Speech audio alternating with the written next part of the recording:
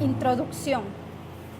A raíz de que el Ejecutivo Federal promovió las reformas constitucionales y legislativas para dotar de autonomía al Banco de México y frente a la creciente inserción de la economía mexicana en el contexto internacional, es oportuno efectuar reflexiones sobre las perspectivas del sistema de intermediación financiera en México. Con ese propósito, el presente trabajo está estructurado de la siguiente forma. En primer término, se comentan las razones que motivaron la iniciativa para otorgar autonomía al Banco de México desde la perspectiva de la política económica. En segundo lugar, se ubica dicha reforma en el contexto del actual régimen de la intermediación financiera. Con estas consideraciones introductorias se refieren las actuales tendencias de la intermediación financiera partiendo del análisis que efectúa José Ángel Sánchez Astiaín. Las tendencias que se comentan son la desregularización, la innovación financiera, la titularización y la recepción de la tecnología. Asimismo, se ubican en el contexto de la evolución de la intermediación bancaria. Por último, se refieren algunos antecedentes de la evolución de la banca en México hasta llegar el actual marco normativo que rige a la intermediación financiera en nuestro país. Es claro que los intermediarios financieros responden a las exigencias económicas y sociales en cada momento histórico de su capacidad para adaptarse a los cambios económicos y sociales y proponer soluciones innovadoras. Dependen de sus posibilidades de sobrevivir y afrontar nuevas responsabilidades. La cuestión es que estos cambios se dan actualmente en forma vertiginosa en un contexto de globalización creciente. En este último contexto en el que se desarrollará el nuevo sistema de intermediación financiera mexicano y sobre todo el cual operará el Banco de México dotado de nueva autonomía. ¿Qué es intermediación financiera? Es la función de intervención que realizan las instituciones nacionales de crédito, organismos auxiliares, instituciones nacionales de seguros y fianzas y demás instituciones o entidades legalmente autorizadas para constituirse como medios de enlace entre el acreditante de un financiamiento y el acreditado, obteniendo una comisión por su labor de concertar los créditos en los mercados de dineros nacionales e internacionales. Leyes financieras. El artículo 28 de la Constitución mexicana tutela el poder adquisitivo de la moneda, regulando los cambios, la intermediación y los servicios financieros. Baltasar Peregrino Paredes, en el Diccionario de Términos Fiscales, ISR, CFF, IVA y otras disposiciones fiscales, señala que este margen de ganancia entre los costos y el precio de venta se llama margen de intermediación financiera, mismo refiere el artículo 3, fracción segunda de la Ley Empresarial de la Tasa Única. Tan solo como definición de conceptos que dicho sea de paso para efectos del impuesto sobre la renta. Será acumulable y dependiendo del caso habrá que analizar el artículo 15, fracción décima de la Ley Empresarial de la Tasa Única para determinar si el interés queda gravado para efectos de IVA. Con ocasión de decidir sobre el recurso de nulidad de los numerales 1, 2, 3, 7, 8, 10, 15 y 18 del artículo 185 y el artículo 187 de la Ley General de Bancos y otras instituciones financieras, los cuales desarrollan ciertas prohibiciones relacionadas con operaciones realizadas para personas vinculadas a las instituciones financieras, facultando a la Superintendencia para su modificación. La Sala Constitucional del Tribunal Supremo de Justicia ha interpretado el marco constitucional aplicable a la regulación bancaria. Principios de la intermediación financiera. En primer lugar, se afirma la función social que la actividad de intermediación financiera cumple, visto que su funcionamiento constituye una de las áreas más relevantes y complejas en cualquier economía del mundo contemporáneo, reiterando la doctrina contenida en la sentencia número 1107/2008. La Sala insiste en que la regulación bancaria debe ser conforme con el modelo de Estado social de derecho y de justicia que adopta la Constitución. Segundo lugar, y como consecuencia de lo anterior, la Sala Constitucional reconoce la libertad de configuración con la que cuenta el Poder Legislativo para conformar el sistema bancario de acuerdo con su función social. Esto ha justificado, a decir de la Sala, la existencia de prohibiciones en las distintas leyes bancarias dictadas, prohibiciones que, como sucede en las normas cuya nulidad se solicitó, se justifica en el orientarse, moldear el sistema bancario de acuerdo con los principios de transparencia, eficacia y pulcritud, evitando la distracción de los fondos recibidos del público e inversiones de alto riesgo. En relación con lo anterior, observó la Sala como una crisis financiera ha sido en parte producto de la desatención de las normas equivalentes a las hoy impugnadas al atender a estos fines de interés general. Se estimó que las prohibiciones cuya nulidad se solicitó no menoscaban el contenido esencial de la actividad de intermediación financiera ni resultan desproporcionadas. El tercer principio, aceptado en la sentencia de la Sala Constitucional citada en la ordenación jurídica de libertad económica en virtud de la cláusula del Estado social, para la Sala las restricciones a la libertad económica en materia bancaria responden a la necesidad de tutelar los derechos de los usuarios del sistema financiero, lo que justifica por ello la existencia de la propia regulación bancaria. En cuarto lugar, afirmó la Sala Constitucional la función social de la propiedad privada en la actividad de la intermediación financiera. Para la Sala Constitucional, la propiedad privada no es más que un derecho individual, sino que es un derecho que tiene una función social, lo que supone un criterio de valoración de las situaciones subjetivas con los principios de solidaridad social, utilidad pública, bienestar colectivo y otros de interés general o social que hace ceder los poderes del propietario ante las legítimas demandas de la sociedad. En quinto lugar, y como derivación de lo anterior, la Sala Constitucional negó la aplicación del derecho de propiedad privada sobre los depósitos, reconociendo el poder de amplia configuración del Estado para regular el uso de tales depósitos. Para afirmar esta premisa, la Sala afirma que los bancos funcionan con capital propio y con capital captado de los usuarios.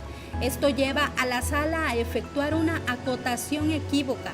Por otra parte, en el caso de los depósitos bancarios, los depósitos a plazo y a la vista, por ejemplo, estos son activos en el patrimonio de los bancos destinados a la realización de operaciones de intermediación financiera y no, en cambio, pueden ser utilizados en provecho o con ventaja por los accionistas del banco, pues el poder de disposición del derecho sobre los depósitos bancarios está restringidamente regulado, ius in re aliena.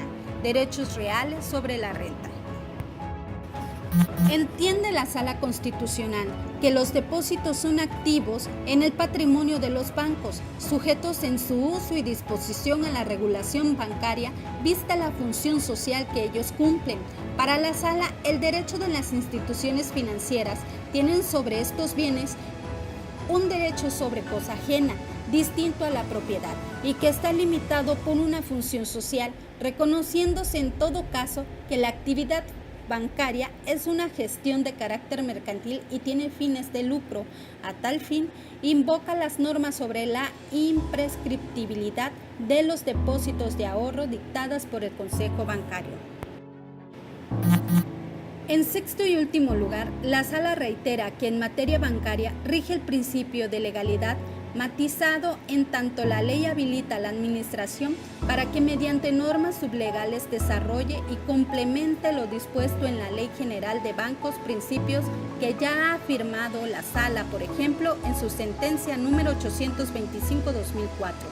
Esta legalidad atemperada es justificada para la Sala en administrativo que aseguran la eficacia y la eficiencia en la labor supervisora de la actividad bancaria en especial a través de la llamada normativa prudencial. Acota la Sala en todo caso que esta regulación sublegal siempre debe estar subordinada a lo presupuestado o preceptuado en la ley. Órganos que intervienen en la intermediación financiera.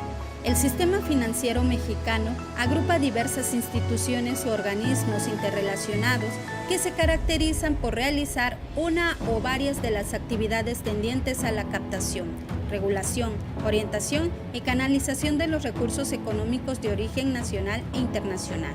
Debido a la importancia del sector financiero, el gobierno busca las mejores prácticas para todos los interesados. La Secretaría de Hacienda y Crédito Público es la máxima autoridad y de esta dependencia gubernamental se desprenden los organismos regulados del sistema financiero mexicano, como lo son la Secretaría de Hacienda y Crédito Público. Es una secretaría que depende del Poder Ejecutivo Federal, a Lolita o Dolores, como la conocemos en México. Se le ha dado la misión de proponer, dirigir y controlar la política económica del gobierno federal en diversas materias. Los focos que tienen que atender la Secretaría de Hacienda y Crédito Público son los temas financieros fiscales de gasto de ingresos y de deuda pública para que esta Secretaría de Estado, el propósito fundamental de su quehacer es el de consolidar un país con crecimiento económico estable. Banxico. Las directrices de Banxico son las del proveer a la economía mexicana del circulante, es decir, emitir la moneda nacional. También debe instrumentar la política monetaria con la función de generar la estabilidad en el poder adquisitivo de los mexicanos, es decir, debe de mantener controlada la inflación. El Banco de México debe de promover el sano desarrollo del sistema financiero y propiciar el buen funcionamiento de los sistemas de transacción. IPAF, el Instituto para la Protección al Ahorro Bancario. Esta institución del gobierno federal encargada de administrar el seguro de depósitos bancarios en beneficio y protección de los ahorradores. CNSF. Comisión Nacional de Seguros y Fianzas. Es un órgano desconcentrado de la Secretaría de Hacienda y Crédito Público encargada de supervisar que la operación de los sectores asegurador y afianzador se apegue al marco normativo, preservando la solvencia y estabilidad financiera de las instituciones y seguros de fianza. CONSAR, la Comisión Nacional del Sistema de Ahorro para el Retiro, CONSAR, es un organismo desconcentrado de la Secretaría de Hacienda y Crédito Público, al igual Comisión Nacional de la Bolsa de Valores, CNBV, y tiene labor de regular el sistema de ahorro para el retiro, SAR, el cual está constituido por las cuentas individuales propiedad de los trabajadores mexicanos. CNBV. La Comisión Nacional Bancaria y de Valores es el ente fundamental del sistema bancario del país. Tiene por objeto supervisar y regular el ámbito de su competencia a todas las entidades financieras que generan en México, sean o no mexicanas, con la finalidad de procurar la estabilidad y correcto funcionamiento del sistema financiero. En ello se encuentran lo que es el sistema bancario y el sistema bursátil. CONDUCEF. La Comisión Nacional para la Protección y Defensa de los Usuarios de Servicios Financieros es una institución pública que depende de la Secretaría de Hacienda y Crédito Público. El año de su creación fue en 1999 y tiene como dentro de sus objetivos fundamentales dos directrices. Por una parte, la de tipo preventivo, que tiene como objetivo el orientar, informar y promover la educación financiera, y por otro lado, las de corte correctivas, que nacen con el propósito de atender y dentro de lo posible resolver las quejas o reclamaciones tanto de los usuarios como de los servicios financieros. De acuerdo con Fabocci, Modigliani y Ferri, la contribución más importante de los intermediarios es un flujo de fondos continuo y relativamente barato de los ahorradores a los usuarios finales o inversionistas. Los intermediarios financieros desempeñan el papel básico de transformar activos financieros que son menos deseables para gran parte del público en otros activos financieros. Sus propios pasivos son mayormente preferidos por el público. Esta transformación involucra al menos una de las 4 funciones económicas. Primero, proporcionar intermediación de vencimiento. Segundo, reducción del riesgo por medio de la diversificación. Tercero, reducción del costo de contratación y del procesamiento de información. Y cuarto, proporcionar un mecanismo de pago. Cada función se describe en las siguientes líneas.